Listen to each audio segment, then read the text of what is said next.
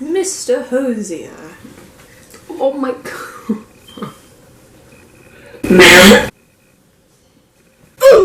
Hello everyone. Hello. Welcome. Hi, welcome. It's like he knows.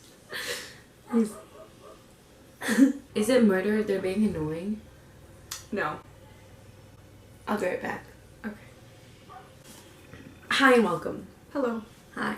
Anyways, today we're reviewing Wayward Son. If you can hear the annoying dog, I'm sorry, my neighbors hate people. Your neighbor's a dog? The story is supposed to be over. Simon Snow did everything he was supposed to do. He beat the villain, he won the war, he even fell in love. Now comes the good part, right?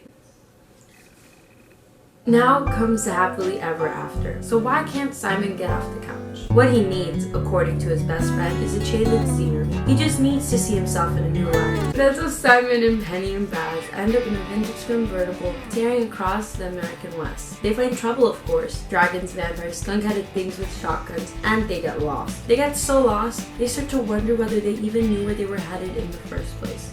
With Wayward Son, Rainbow Rowell has written a book for everyone who ever wondered what happened to the children when after he saved the day. And a book for everyone who was ever more curious about the second kiss than the first. It's another helping of sour cherry scones with an absolutely decadent amount of butter. Thank you. She lives in Omaha, by the way. Indeed. There's some parts in this book that take place in Nebraska. She was like, like, oh my god, they're gonna go to Nebraska because that's where I live. I know about Nebraska. Nobody cares if you live in Nebraska. or Ohio. Aw. Which one was Ohio? I am number 4 was in Ohio. How dare you insult my middle school alien phase? It's not a phase, they're real. The truth is out there. Right, Scully? You know that one episode from Good Luck Charlie where Amy thought she was pregnant with an alien? So Wayward Son. So let's start with the characters. Once again, we have the same points of view with the addition of one new character. I meant one new point of view. Shall we talk about Shepard then, the new character? So the new character, he's weird, he's dodgy, he's an Dodgy. A bit dodgy. He's an old bull. He's a magic chaser. I like that they set up his character as a magic chaser and that kind of character before they... Am I boring you? It's really interesting that they set up his character as a magic chaser because, as you were saying... Well, what I was going to say was I'm glad that they set his character up as that before they started using him to get out of certain situations. Like, if they hadn't set up his character and tried to explain it away afterwards, it might have felt sort of ex machina sort of thing. But since his character was already established as, you know, somebody who might have those different connections, it wasn't as, like... coincidental. You knew why he was there. Yeah, he was already established as somebody who had been across America making friends with these different like monsters and things, so you already kind of knew that he was in the know with certain things. Yeah, in certain areas he was very in the know, like, you know, the magicals, didn't he already know about that? And the badger people. Yeah, and he knew where the different quiet zones were, and he had the water friend in the dam. Yeah. Which I like that,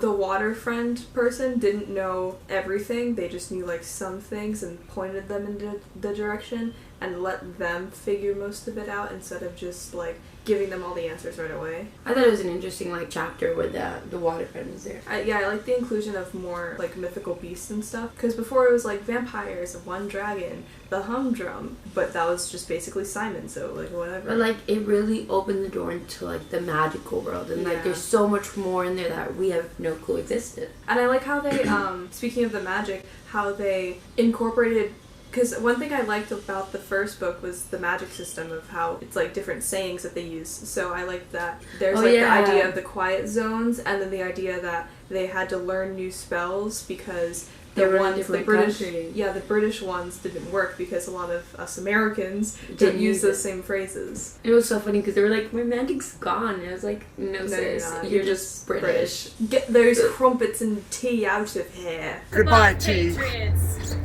As you ascend, feel free. I'm sorry if there's any British people watching, which Hi. Cambridge is gonna give you a big fat U. They're gonna give me a U for insulting them. Cambridge, you can come at me. I actually don't. I kind of want to pass. I kind of need that scholarship. I need that scholarship. Give me bright futures, please. Detonation expires T-1 minute. But moving along with like the other characters, I think we should talk about, I was gonna say we should talk about Agatha made a big comeback in this book. Her arc was very developed. In the first book, her character development was non-existent, and all of her point of view chapters were exactly boring. It was just stale. Yeah, it dragged the pacing. It was stale. It was. But in this book, we had like a way bigger view into her life, and we got to see, you know, more of how she felt and why she acted the way she acted. But we also, along the book, got to see like her come to terms with the fact that she is a magician. Like, magic is within her. Self-acceptance. Yes. Accept yourself. Love yourself. Which I really liked, that plot line of self-acceptance and not just being like, okay, I guess I have to live with having this part of me. Like, she stopped ignoring it. She was like, it. Maybe I don't have to like use magic for every little thing, but it is part of me, and I do have to carry on my wand, and I do have to accept it. It was really nice to see that. The ratio of her role in the story and her amount of point of view chapters, I feel like was more balanced than it was in the first book, because instead of dragging the pacing, it added more to it. It added more to the book, because she had shorter chapters and less chapters, but the chapters were used in a better way. Yeah, and they all like led to the development of the story's plot. Although I did think in the beginning, I was like, Penelope's kind of over-exaggerating, but then it kind of developed into more of a trip for Simon. The reason for going on the trip was kind of like, It was like, oh, I think Agatha's in trouble, right, Baz? Oh, yeah. Mm-hmm. Yeah, we should. Simon. We should go. I feel like Penelope had a lot of reasons for pushing for the trip. Number one, to see Micah. Epic fail. Speaking of that, I really like how the author took their best qualities and kind of flipped them on their heads. The things that made them the best in the first book made them worse in this book, like Penelope's... Their flaws. Yeah, Penelope's like hard-headedness and stuff like that. We really saw how that can be a major flaw in her, but we saw how Baz and Simon, her friends, acknowledged that she has this flaw but still chose her. Simon may be the chosen one in the world of mages, but Penelope is the chosen one's chosen one. Aww. Yeah. Even despite it. English? Speaking of them going on the trip for Simon to get him out of that depressive state, I do like that they actually let him like be depressed and actually let him be kind of angry about losing his magic, even though he decided to do it and it was for the best and it did save Britain and the world. He was still allowed to be angry, he was still allowed to be depressed about it, which a lot of times the heroic stories, they would have just made him like take the high road and be like, I don't care, I'm above all these things. But you know, as like it gave him a more like holistic, you know, we have this like this person, right? And they're the hero and ooh, they saved the day, but it's like, no, there's so much more behind him, you know, like there's so much more to him. He was in pain, you know, because he thought like, wow, look at my amazing life, and no, now school's canceled. He wasn't able to like finish his term at Watford, and like it really affected him, and it was nice to see that, you know, he wasn't this perfect person, you know, he did have feelings and it was a struggle for him. And he did have to deal with that. We saw this, it wasn't a big theme, but it was definitely present. The grief over not necessarily losing the mage as a person, but losing the idea of the mage that Simon had. Because even though he did die, he's not exactly grieving over his death, he's grieving over getting to know a different side of the mage that he didn't like because it was his corrupt side, it was his bad side, you know, that Simon didn't see before and he didn't consider. Now he's faced with it, and he has to change that way of thinking. One of the things that I really loved about the first book was Penelope, Simon, and Baz's dynamic. Still absolutely loved it, but Simon, Baz, let's talk about this thing. Let's notice my choice of words. Let's talk about this thing called communication. It can solve a lot of your problems. Literally every single problem in the book, Baz was like Simon, and Simon was like Baz. And but they were thinking it, they weren't saying it. Yes. Like Baz literally yelled to Simon over the wind because he knew he wouldn't hear them. I love you, blah blah blah blah blah. But he knew he couldn't hear him, and it's like Simon was just like, what? And it's like, I get that you don't want to make him mad or you don't want to push him or like whatever. And that's nice too that like he can take that into like consideration, but still, you know, it's like if they had just talked about it. And I, as somebody who is very bad at talking to people, I understand, but it's like, if it's that detrimental to you, I feel like it gets to a point where you need to like just talk about it. Maybe work it into a joke and see how they react to it, you know? I use that one a lot. It's like, hey, you still love me? Send him a meme or something and see how he responds. I don't know. I'm the expert on boys. So many boyfriends. A little further into like their whole relationship, it was interesting to see how at the airport, for example, and like different, or where they were when they were sitting on the airplane, they were scared to like, you know, be themselves. Hey, stop! Why? I just don't get it. I always catch you fuckers watching this sick shit. This is sickening. Their fear of like, you know, being in a relationship in public, PDA.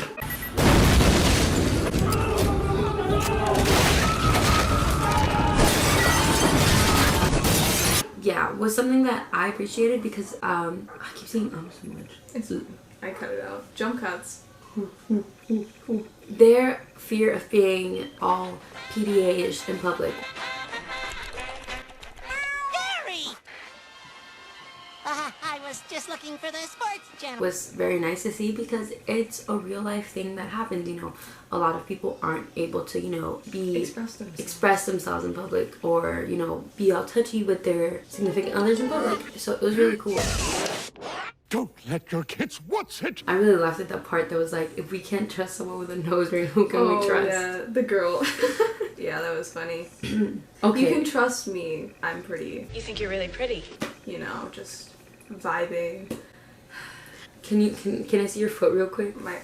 No, you cannot see my leg. Ignore if there's. Oh god, there's so much hair on it. Stinky. I'm wearing deodorant on one armpit currently because I forgot to put it on the other one. Kansas was a band In in the area book. of My Wayward Son. Yes. They actually mentioned Kansas the band. I was like, So one more thing that we noticed about the characters was the little details that was put in. That example that you brought up with when they were at Lamb's apartment and he was getting them tea and he brought them all china except for Simon, he brought him like a little plastic casino because he cup, kept breaking so everything. he didn't break it. I thought that was really funny, and there Yeah. was just like a whole bunch of other little details that made the characters seem more real and like the thought processes of the different characters. I liked the blue handkerchief that belonged to Baz's mom. Yeah, that was very like, we didn't completely forget that the events of the last book happened because it was very, you know, kind of traumatic Yeah. in a lot of ways for a lot of the characters. Mhm. And I loved Baz just being like, I've got a handkerchief on my head And it's baby blue.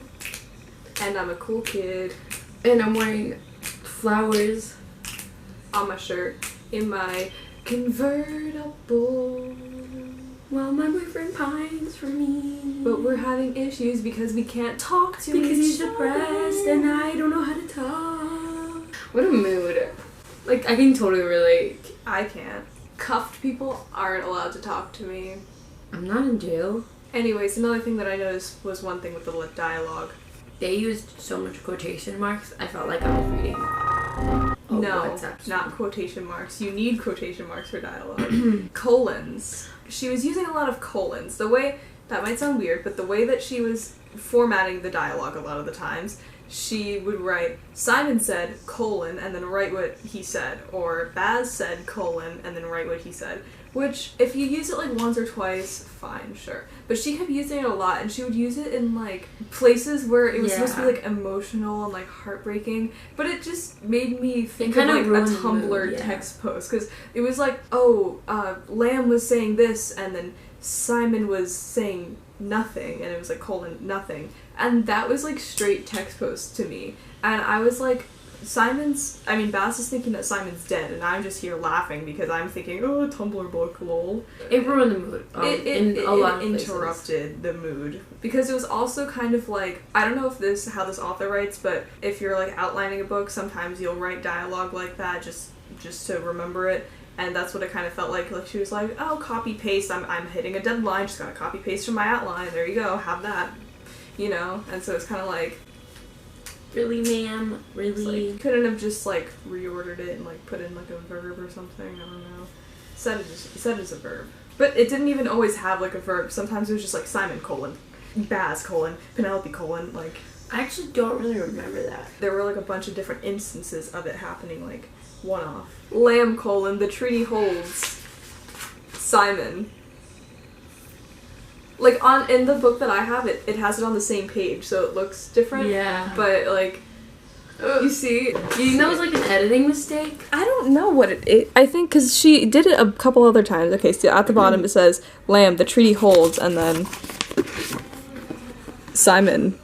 I don't think it's an editing mistake because I get what she was going for, but it genuinely made me think of a Tumblr post, and I was just like, like, oh, he's dead. Another thing that was slightly annoying was the excessive use of cliffhangers. and not just like cliffhangers in general, because there were a lot of like, you know, you can use cliffhangers so that you create interest and you want to keep reading, but then there were the cliffhangers that were just cheap. One of them was when Simon was first trying to drive and he was like, oh, there's a car, you didn't tell me where the brake was, and then in the next one, Penelope came out of Micah's house, and she was like, the car's gone, but we already knew where the car was, and we knew that they wouldn't just leave her there, like they were just, you know, some cliffhangers keep the mood going, suspense, you know? That one time when Rick Riordan, you know, had the last page of the book be two characters falling into a cliff, and we don't know whether they survived or not until a year later when the second book was released.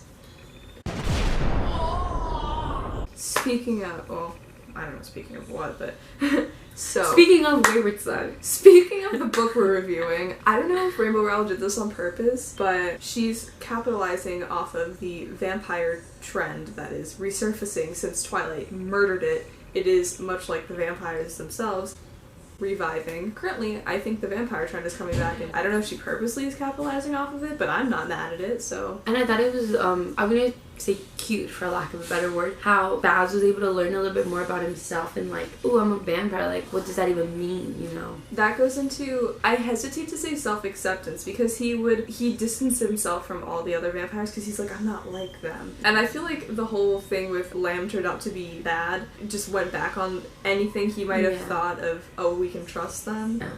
Yeah. What was I gonna say? I just completely forgot. Anyways, it probably wasn't important. So, what do you think your rating is?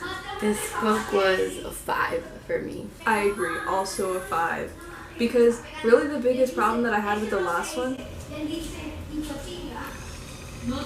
the whole problem that I had with the first one was Agatha's point of view and it slowing the down pacing. the book, yeah. So that was solved in this book, and everything else was pretty good. solid. It was pretty solid, and if there was like, you know, like whatever, like I don't care. It's for entertainment. It's not like, you know, whatever. It doesn't ruin the book. Yeah. It's still an entertaining read. Yeah. I thought it was really fun to read. So the next book we're reviewing is... Stay tuned. Alright. Coolio. Bye. If you don't make that noise when you sit back down again, I'm suing. Oof. My lawyer, please? I thought you were gonna go, my lord. My liege.